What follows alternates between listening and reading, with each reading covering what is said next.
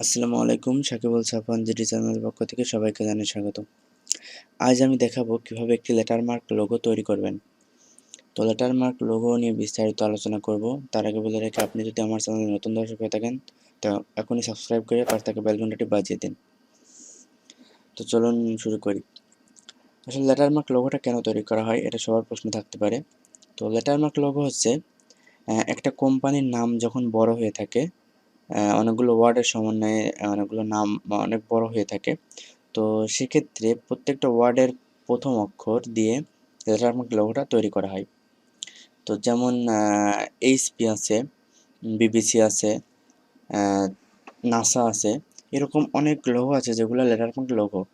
তো letter mark logo simple হয়ে থাকে, অর্থাৎ অনেকে যদি চায় যে তার লেটার মার্ক ফার্স্টের অক্ষরগুলো নিয়ে কিছু শেপ ক্রিয়েট করতে পারে, কেউ ওইভাবে রাখতে পারে, যার যেরকম ভালো লাগে। তো আজ আমি দেখাবো কীভাবে সিম্পল একটা লেটার মার্ক লোগো তৈরি করবেন। তো চলুন শুরু করি। তো প্রথমে আমি একটি লেটার নিব, অর্থাৎ আমি এখান থেকে একটু বড় সাইজ নিই। আমি সাপোজ এখানে একটা লেটার নিলাম এ। তো এ কেন নিলাম, আমি যেই আমি এখানে আগে একটা টেক্সট নিয়ে নিই যেটার নাম হবে। তো আমি এখান থেকে অটো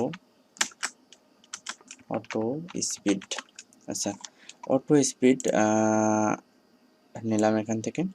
তো এখন এখানে যে আমি লেটারটি নিচ্ছি, লেটারটা আমি একটু বোল্ড আকারে করে দিই, অর্থাৎ তাহলে একটু সুন্দর হবে। তো এখানে অটো স্পিড তার মানে এই যে সাপোজ এটা আমার কোম্পানি, তো এটার মধ্যে অটো স্পিড আছে, তার মানে ফার্স্টের অক্ষর এ আছে, তো আমি এটা নিব। তো এখান থেকে আমি এটাকে আমি একটু ক্রিয়েট আউটলাইন করে নিলাম। ক্রিয়েট আউটলাইন করে নেওয়ার পরে আমি চাইলে এটা একটু চারদিক থেকে একটু চিপায়ে নিতে পারি, তো আমার যেটা ভালো লাগে, যেভাবে ভালো লাগে। তো আমি ফার্স্টে করব কি, যে এখান থেকে আমি মাঝের একটুকু আমি সরাই দেব। সেক্ষেত্রে লাইন টুল, এখান থেকে লাইন টুল নিয়ে আমি এখান থেকে একটা লাইন টেনে দিব। লাইন টেনে দিলাম। তো আমি একটু জুম করে দেখব ঠিক আছে নাকি। তো ঠিক আছে। তো লাইনটা আমার এইদিকেও দিতে হবে। তো আমি এখান থেকে রাইট ক্লিক করে ট্রান্সফর্মে গিয়ে লেফট করে দেব। তারপরে এখানে কপি। তো তারপর এখান থেকে আমি এই জায়গা নিয়ে ছেড়ে দেব। তারপর সবটুকু সিলেক্ট করে আমি এখান থেকে শেপ বিল্ডার টুল নিয়ে আল্ট্রা কিবোর্ড থেকে আল্ট্রা প্রেস করে জাস্ট একটা ড্র্যাগ করব মাউস পয়েন্টার দিয়ে। তারপর আমি এই দুইটা লাইন কেটে দেব। তো এখন এখানে আমি কিছু এর মধ্যে আমি কিছু শেপ ক্রিয়েট করতে চাচ্ছি। যেমন আমার কোম্পানির নাম যেমন অটো স্পিড, তার মানে এখানে স্পিড একটা ভাব আছে। তো আমি এখন এর মধ্যে কিছু স্পিড জাতীয় কিছু তুলে ধরবো। সেক্ষেত্রে আমি এখান থেকে পেন টুল নিয়ে আমি এখান থেকে ড্র্যাগ করে এখানে একটি আমি একটু বাড়িয়ে নেব এই পর্যন্ত। জাস্ট আমি একটা স্পিড জাতীয় একটা ভাব এখানে নিয়ে আসব। সেক্ষেত্রে আমি এই জায়গায় একটা স্পিড ভাব নিয়ে আসলাম। তো আমি এখান থেকে দেখুন এখানে কীভাবে শেপটা ক্রিয়েট করি। তো এখান থেকে পেন টুল ব্যবহার করলে অনেক সুন্দর হবে এটা। তো আমি এখান থেকে একটু তো দেখুন এখানে হয়ে গেছে। তো আমি এখান থেকে একটি শেপ নিলাম, নেওয়ার পরে শেপে একটি কালার দিব। তারপর আমি এখান থেকে আপাতত ব্ল্যাক কালার রেড কালার দিই, তাহলে বোঝার সুবিধা হবে। তো দেখুন এখানে আমার শেপটা আমি আমার মতো করে আমি বসিয়ে নেব, আমার যেরকম ভালো লাগে। তো নেওয়ার পরে এখান থেকে এই যে শেপটা ক্রিয়েট করলাম, শেপটা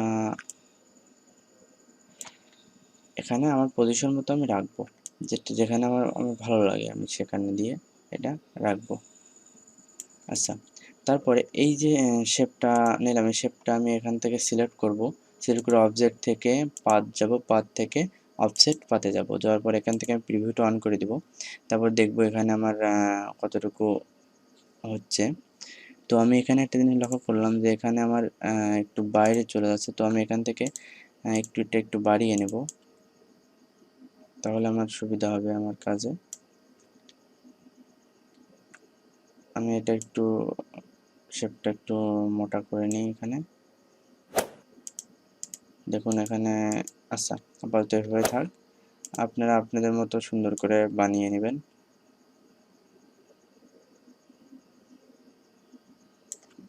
আচ্ছা, তো তারপরে এখান থেকে আমি আবার অবজেক্ট থেকে পাথ থেকে অফসেট পাথে গিয়ে এখান থেকে পিভিটা অন করে দিই। দেওয়ার পরে দেখুন আমি চাইলে একটু কমায় দিতে পারি, দিয়ে ওকে দিব। দেওয়ার পরে আর কোথাও ক্লিক না করে কিবোর্ড থেকে শিফট প্রেস করে ধরে আমি এই এই যেটা আছে ব্ল্যাক কালার এটি সিলেক্ট করব। সিলেক্ট করে এখান থেকে উইন্ডো থেকে পাথ ফাইন্ডারে যাব, পাথ ফাইন্ডার থেকে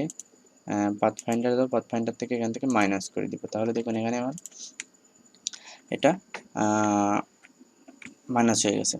তো এখন কি করবে, এখানে একটা অটো স্পিড জাতীয় কোনো একটা ভাব দেওয়া যায় কিভাবে দেখি। তো এখান থেকে সিলেক্ট করে পেন টুল দিয়ে আমি জাস্ট এখানে একটি স্পিড একটা ভাব আনবো। তো এখান থেকে আমি দেখুন এখানে শেপ ক্রিয়েট করলাম।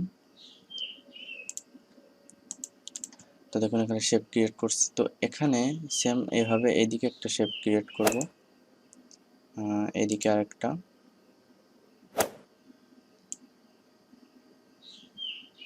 দেখুন এখানে আমি একটি শেপ ক্রিয়েট করলাম আরেকটা। আচ্ছা, দুইটা করছি। তো এখানে আমি চাইলে এদিকে আমি আরেকটা দুইটা করতে পারি। যেমন এখান থেকে এদিকে আমি অল্প একটু কম করব। আচ্ছা আচ্ছা, তারপর এখানে একটা করব।